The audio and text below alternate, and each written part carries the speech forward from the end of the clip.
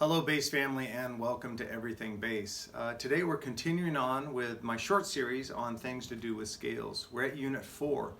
I'm trying to show you guys things that you can actually do when you're practicing a new scale or any scale and you want to do more than just play it up and down. In previous units I've shown you different sequence runs, like runs of 3, runs of 4. And last unit, which is Unit 3, if you haven't checked it out, you can check it out now. It did it in thirds. So we're going to do Unit 4 in thirds, and we're doing it in the B flat major scale, and I'm choosing the B flat on the 6th fret of the E string. And we're playing the major scale.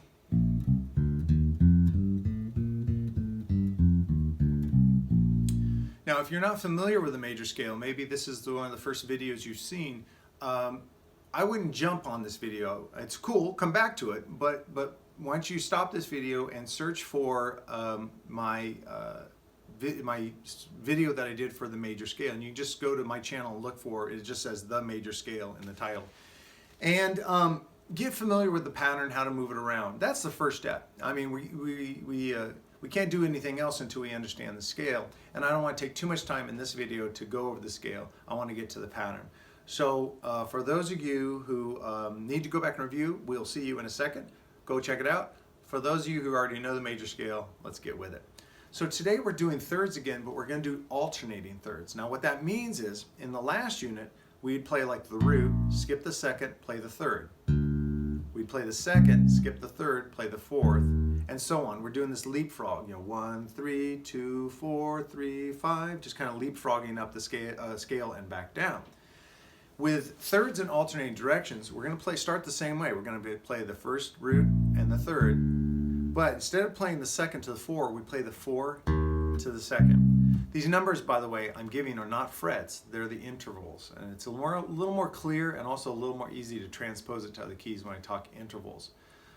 So we're playing root 3, 4, 2, 3, 5, 6, 4, 5, 7, octave 6. So you see how we're doing alternate directions. We're playing one set of intervals up, then we're going to the second set, we're playing them upside down, and then we go up and backwards, kind of that process throughout the entire scale.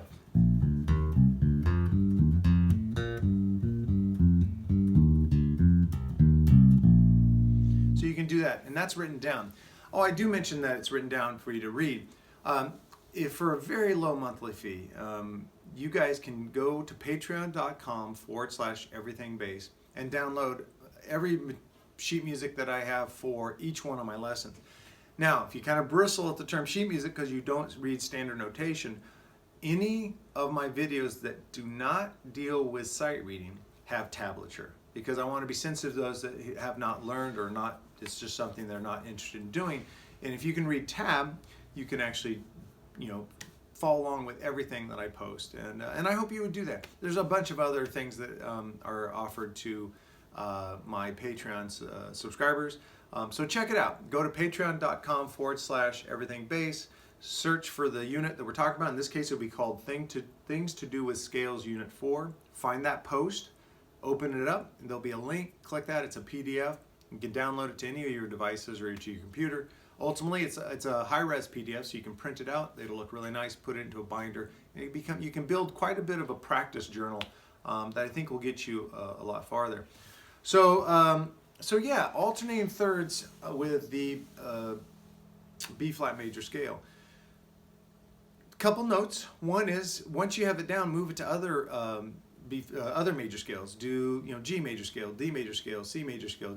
Just go and run it in alternating thirds up and down. But don't stop there. This unit is things to do with scales, not major scales. So go ahead and seek out like all your scales: Dorian, major pentatonic, anything it takes. I will tell you, pentatonics are tricky with thirds, and I honestly don't practice them that way, so you may want to skip the pentatonics or the blues scales when you're dealing with thirds. I think stick with any of the modes would be great. Any 7-note scale, and you're going to probably have a pretty good time, and it's going to be valuable. I found that when I started practicing these, that not only did my dexterity improve, but I started in my solos and my walking bass lines, things like that, I started easily navigating just little sections of this and creating really cool elements to my bass line. So it's beyond just a fingering exercise. It really can give you a wider musicality when it comes to applying your scales. So there you have it. Things to do with scales, alternating thirds, Unit 4. So, oh man, so with Encore Items, I'm trying to balance between really well-known albums from really well-known players that we just can pay homage to. Maybe there's some younger players that do not know some of these kind of landmark players and recordings. And then sometimes I dig a little deeper, and I want to try to pick out, for me, impactful albums that I really loved, but feature maybe someone you haven't checked out, you don't even know the bass player's name, maybe you kind of know the band, but you never really got into their music, and if you did, you got into kind of the mainstream hits, not really some of the deeper cuts. And today, I'm going to Jethro Tull's Broadsword and the Beast. This is a concept album, and back in the vinyl days, I shouldn't say back in the vinyl days, because vinyl's back in some part, but the way they did this album is it's a concept album, very Dungeons and Dragons-y, but side one was the Broadsword, side two, the Beast. So the songs on the one side was about Broadsword, the heroic element. The other side was the Beast.